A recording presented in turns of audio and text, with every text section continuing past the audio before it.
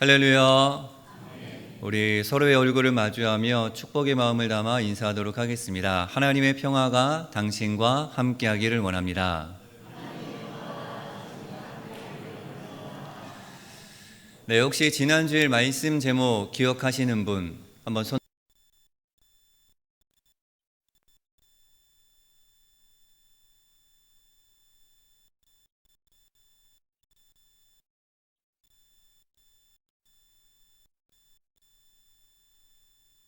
뭐였죠? 예, 함께 가야 하는 이 길이라고 우리가 나누었습니다. 자, 동역을 우리가 함께 나누었는데 동역으로 손잡고 걸어가자는 말씀이었습니다. 행복한 동역을 위한 4가지 원리가 있었습니다. 우리 같이 한번 되돌아보며 읽어보도록 하겠습니다. 같은 지점 바라보기, 겸손한 마음으로 존중하기, 장벽 넘기, 자랑이나 비교하지 않기. 행복한 동역은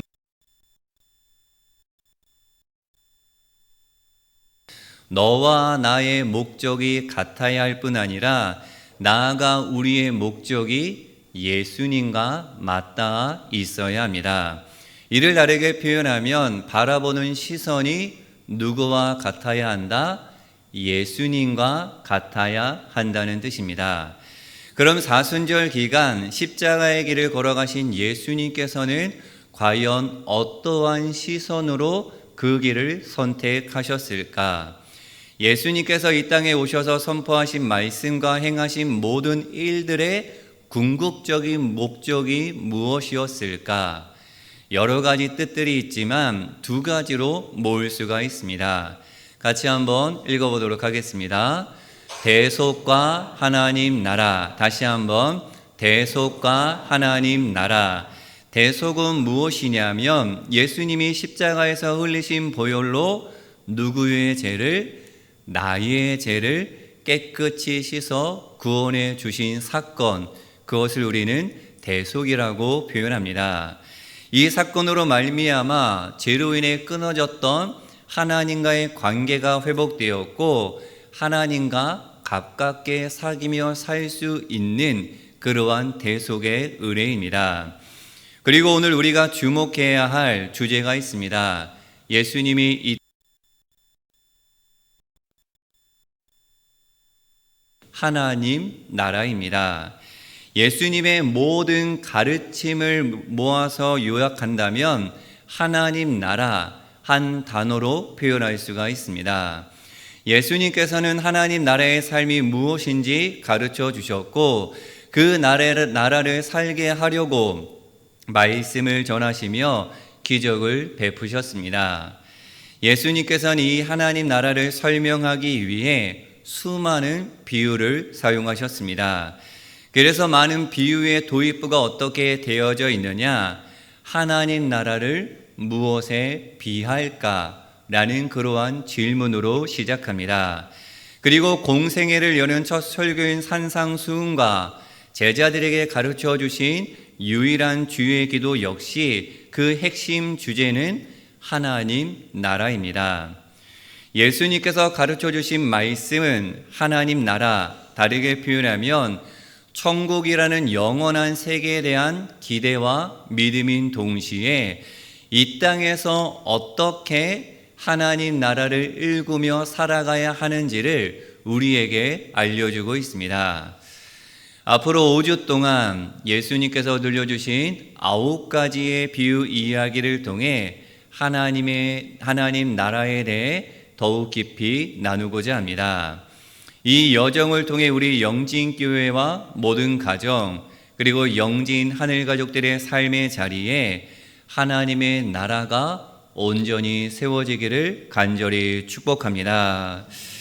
예수님께서 말씀하신 이 비유를 통해 하나님 나라를 우리가 온전히 깨닫기 위해서는 우리가 반드시 알아야 할 현장이 있습니다. 바로 1세기 갈릴리 지역의 상황입니다. 특히 그 땅에 살았던 어린이와 여성들처럼 가장 소외되고 연약했던 작은 사람들의 고단한 삶을 들여다봐야 합니다. 예수님께서 주로 활동하신 무대는 유대 북쪽 지역의 갈릴리 지역이었습니다. 그림을 보시면 저 지역인데요.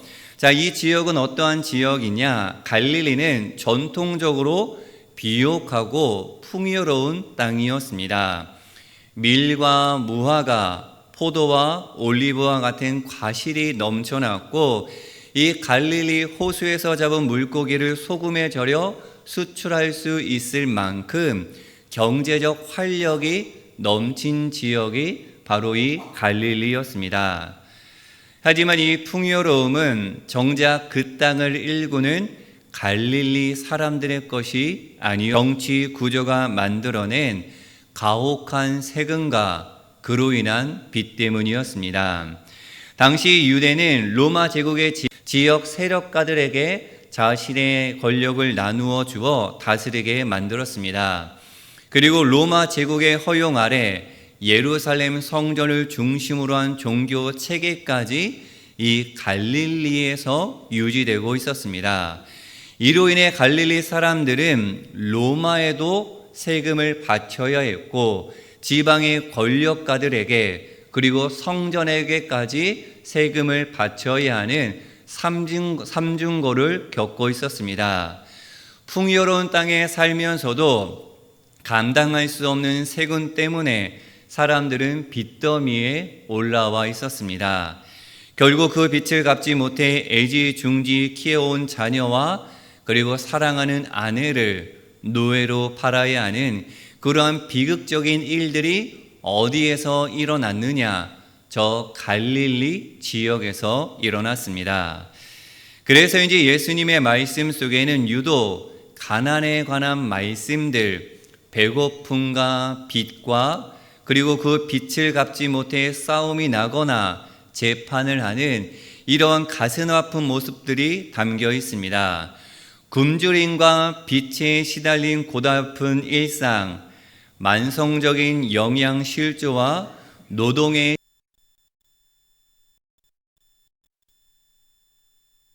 부상이 찾아와도 제대로 치료를 받지 못하는 애달픈 모습, 더욱이 유대인이라면 지켜야 했던 이 종교적인 무게도 아주 커다란 짐으로 다가왔습니다.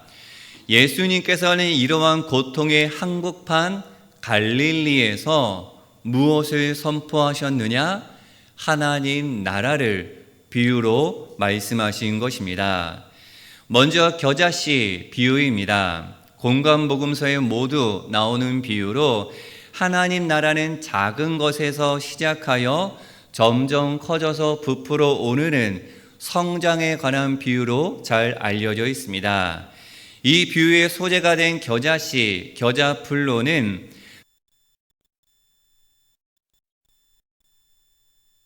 기에 어울리지가 않았습니다. 사람들이 생각했던 하나님 나라는 자기들을 억압하던 이 로마의 열방 위에 우뚝 서는 강한 나라, 그러니까 그 강한 나라 안에서 자유를 누리는 그러한 모습이었습니다. 그래서 유대인들에게 하나님 나라의 이미지는 거대하고 강력한 이미지였습니다. 나무로 표현하면 크고 화려한 레바논의 백향목 정도는 되어야 했습니다. 그런데 이 빼어난 백향목이 아닐지라도 하나님의 나라를 이야기하는데 지금 무엇에 비유하고 있냐 하면 겨자씨, 겨자와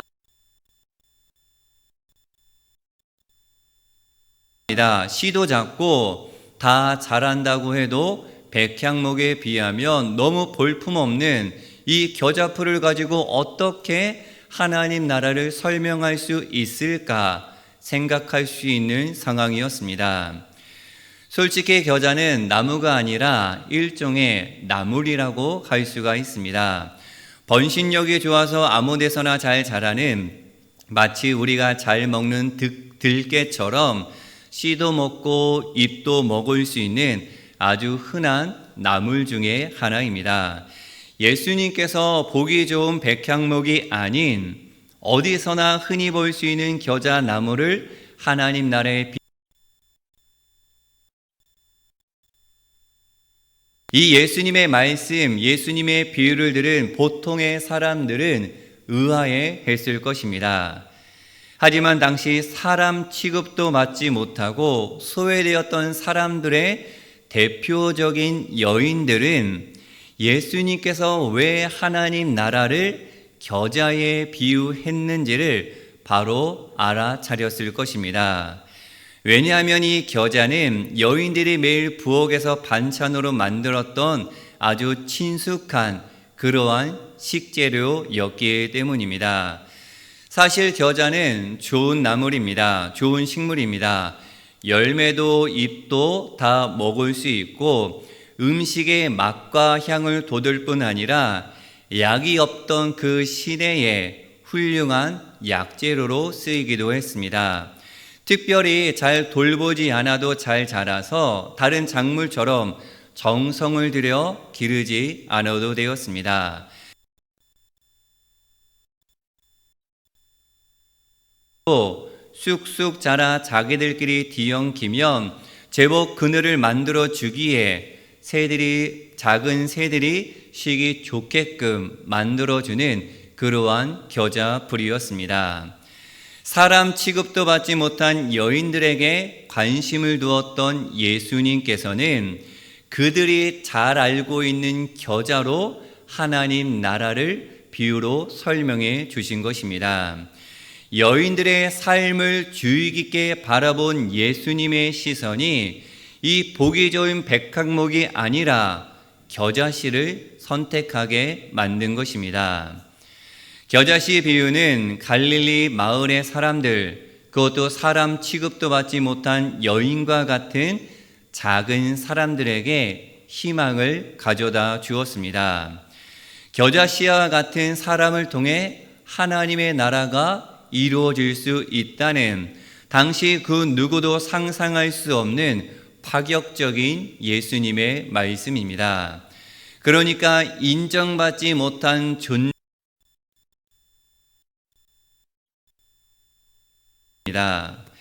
영진하늘 가족 여러분, 예수님의 시선은 화려하고 보기 좋은 백향목이 아니라 낮은 곳에 있는 겨자씨와 같은 이 여인들과 어린이들, 작은 사람들에게 집중되어 있었습니다.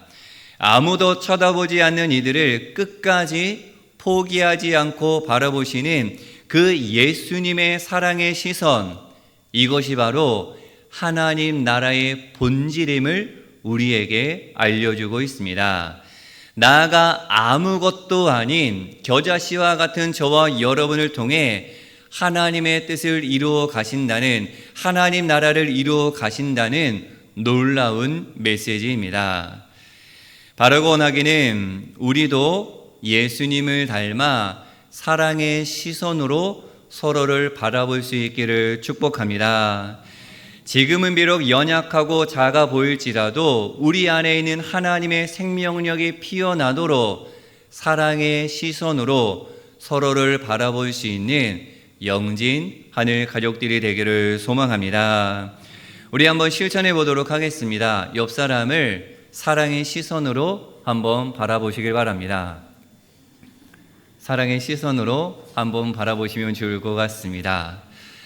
자, 두 번째 비유 함께 보도록 하겠습니다. 무화과 나무의 비유인데요.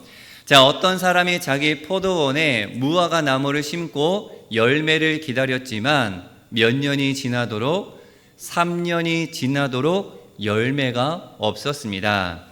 그러자 실망한 주인이 나무를 베라고 지금 포도원 지기에게 명령했지만 포도원 지기는 1년만 이 나무를 한번 길러보자고 그렇게 간청을 합니다.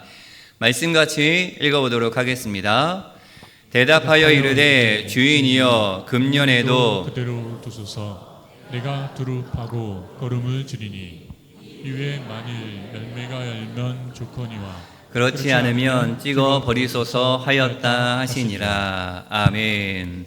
사실 포도원에 있던 무화과 나무는 들무화과 정도가 아니라 열매를 맺지 못하는 아주 형편없는 나무였습니다.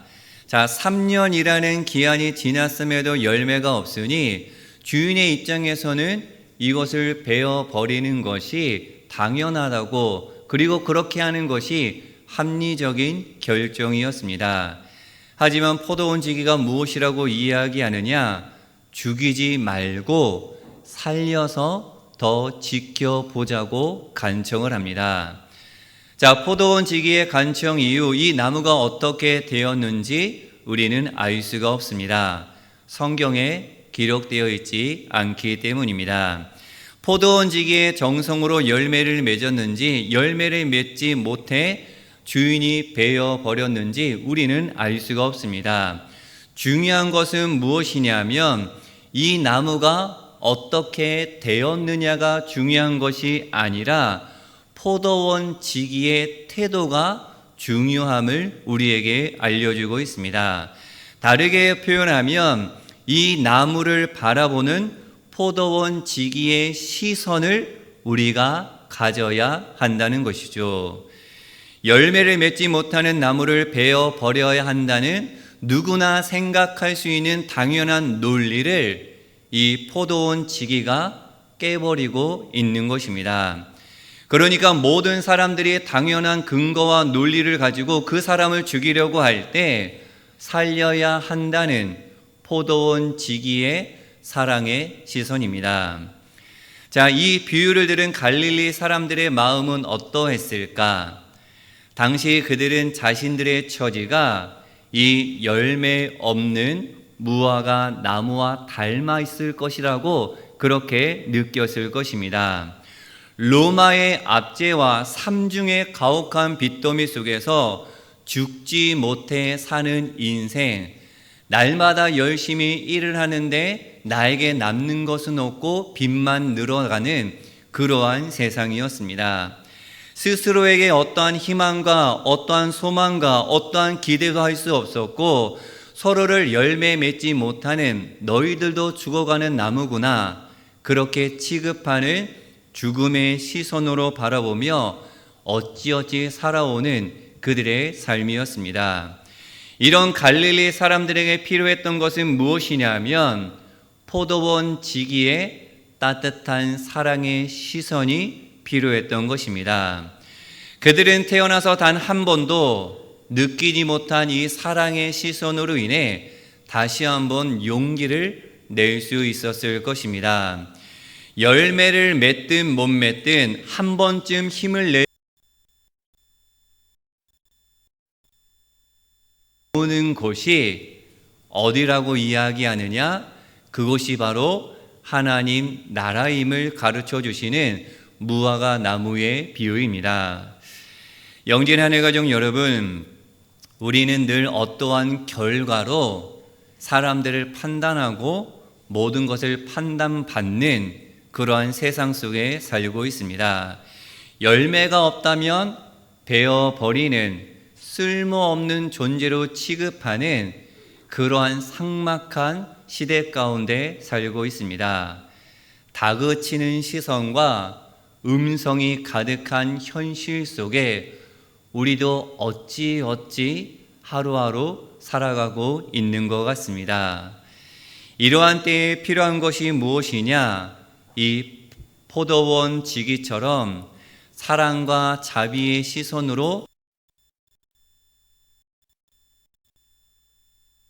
필요하다라는 것을 우리는 깨달아야 합니다.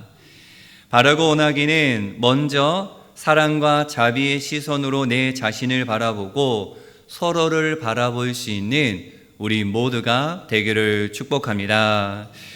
오늘 우리는 두 가지 비유를 통해 우리를 바라보시는 예수님의 시선을 만났습니다. 세상의 눈에는 겨자씨처럼 작고 보잘것없는 저와 여러분, 아무런 열매를 맺지 못해 세상 사람들이 쓸모없어 하는 그러한 우리들, 그 우리를 예수님은 사랑의 시선으로 바라보셨으며 우리를 결코 포기하지 않으셨습니다. 예수님은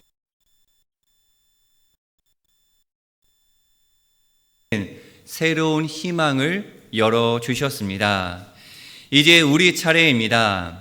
예수님께 받은 그 사랑의 시선을 우리 곁에 있는 가족과 영진 하늘 가족 그리고 이웃들에게 돌릴 수 있기를 축복합니다. 세상의 날카로운 시선 여러분들 내려놓기를 원합니다. 아무도 눈여겨보지 않은 흔한 그 겨자풀을 보고 귀하게 여겼으며 베어버려 마땅한 그 열매 없는 나무를 끝까지 기다려주는 그 사랑의 시선으로 서로를 바라볼 수 있기를 간절히 소망합니다. 사랑하는 영진하늘 가족 여러분, 비록 지금은 겨자씨처럼 작을지라도, 비록 지금은 열매가 보이지 않더라도 예수님의 마음과 시선으로 서로를 바라보는 그 순간에 하나님의 나라가 열리게 될 줄로 믿습니다. 서로를 사랑의 시선으로 바라보며 하나님의 나라를 먼저 이곳에서 그리고 나아가 가정에서 삶의 자리에서 일궈가는 저와 여러분의 신앙이 되기를 예수님의 이름으로 간절히 축원합니다. 함께 기도하겠습니다. 사랑의 하나님, 예수님께서 사랑의 시선으로 바라보았듯이 사랑의 시선으로 먼저 내 자신을 바라보게 하시고 사랑의 시선으로 서로를 바라봄으로 하나님 나라를 이루어가게 하옵소서. 세상은 백향목을 기대합니다. 세상은 많은 과실이 열린 나무를 기대합니다. 하지만 하나님, 그렇지 않더라도, 화려하지 않더라도, 열매가 없더라도 예수님의 그 사랑의 시선으로 희망을 열어가는 하나님 나라를 일궈가는 영진 하늘 가족들이 될 수 있도록 인도하여 주시옵소서. 아무것도 아닌 우리 영혼들을 통해 하나님의 나라가 이 땅에 세워지게 하옵소서. 예수님의 사랑의 시선이 우리의 사랑의 시선이 되어 하나님의 나라를 시작할 수 있도록 인도하여 주옵소서. 예수 그리스도의 이름으로 기도하옵나이다. 아멘.